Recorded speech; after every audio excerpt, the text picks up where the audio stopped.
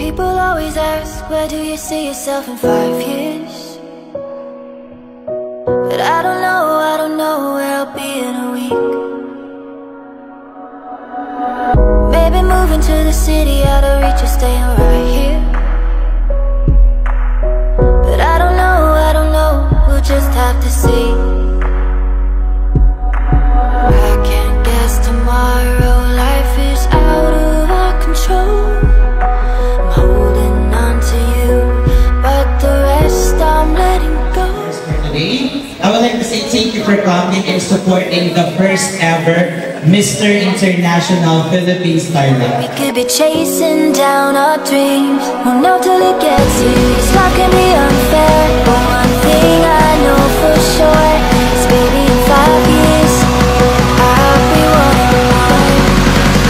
I'll be wanting more.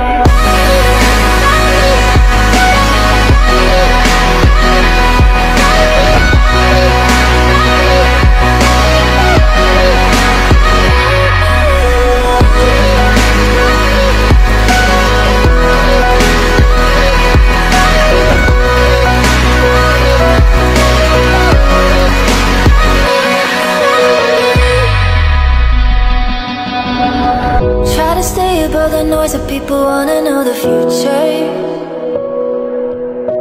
But I don't know where I'll end up tonight. Maybe drinking with my friends or getting lost inside of you, dear.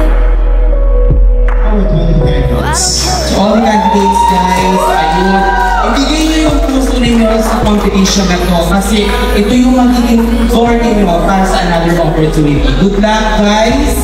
And again, alam ko kaya-kaya nito.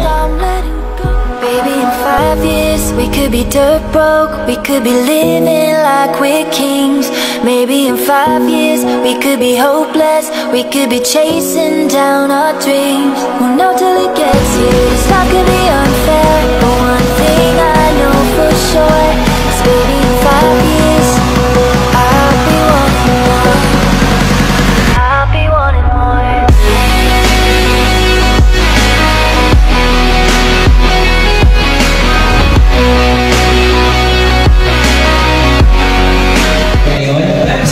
Our major sponsors, medias, and also production team, Mailin Official Black Team. Nakita nyo naman, wow, wala akong masabi sa looks nila ngayon. Thank you so much sa ating mga makeup artists.